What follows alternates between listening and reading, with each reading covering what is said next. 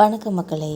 இன்றைக்கி நம்ம இந்த வீடியோவில் வீட்டை பெருக்கும்போது ஒருபோதும் இந்த தவறுகளை செய்யாதீங்கன்னு சொல்கிறாங்க. இதை செஞ்சிங்கன்னா உங்களோட எல்லா துன்பங்களுமே நீங்கும்னு சொல்லி அதுக்கு வழிகளும் சொல்கிறாங்க. அதை பற்றி ரொம்ப விரிவாக பார்க்கலாம் வாங்க. வீடு சுத்தமாக இருக்கிறப்ப மட்டும்தான் மனசு ரொம்ப அமைதியாக இருக்குதுன்னே சொல்லலாம். இருந்தாலும் வீட்டை பெருக்கிறதுங்கிறது ரொம்ப ஒரு தூய்மை சார்ந்த விஷயம் மட்டும் இல்லை. வாஸ்து சாஸ்திரப்படி பார்த்தோம்னா இது நம்ம வீட்டுக்கு நேர்மறை ஆற்றலை அதிகரிக்கிறதுக்கான ஒரு செயல்முறைன்னு கூட சொல்லலாம். நம்ம வீட்டோட செல்வங்கிறது குப்பையை பெருக்கிற திசை நேரம் முறையை பொறுத்து தான் அமையுது. வாஸ்து சாஸ்திரப்படி பார்த்தோம்னா வீட்டில் 8 திசைகள் இருக்கும்.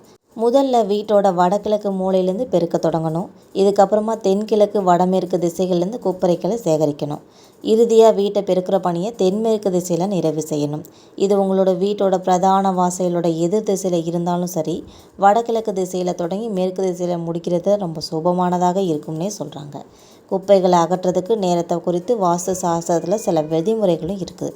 காலையில் உறக்கத்துலேருந்து எந்திரிச்சதுமே சூரிய உதயத்திற்கு முன்பாகவே வீட்டை பெருக்கிறது மகாலட்சுமியை வீட்டுக்குள்ளே வரவேற்கிற ஒரு செயலாகவே கருதப்படுது. இன்னொரு பக்கம் சூரியன் மறைஞ்சதுக்கு அப்புறமா வீட்டை பெருக்கிறது ஒரு அசுபமானதாக கருதப்படுது. மாலை வேளையே மகாலட்சுமி வீட்டுக்குள்ளே வர நேரமாக இருக்கிறதுனால அந்த நேரத்தில் வீட்டை பெருக்கணும்னா வறுமை நம்மை சூழ்ந்துக்கணும்னு சொல்லி பெரியவங்கள்லாம் சொல்லுவாங்க. துடைப்பமானது மகாலட்சுமியோட ஒரு வடிவமாக தான் பார்க்கப்படுது. அதனால தான் துடைப்பத்தை பயன்படுத்தும் போது சில முன்னெச்சரிக்கைகளை கடைபிடிக்கிறது ரொம்ப அவசியமாகுது.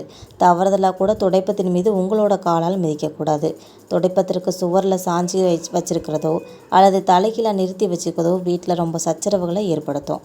அதை எப்பயுமே தரையில் படுக்க வைத்த நிலையில் தான் வச்சுருக்கணும்.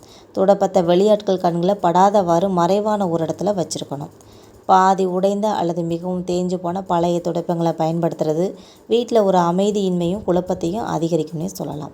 இந்த விதிமுறைகளை கரெக்டாக ஃபாலோ பண்ணிங்கன்னா நீங்களும் சந்தோஷமாக இருக்கிறதுக்கான வழிகள் பிறக்கும். தேங்க்யூ.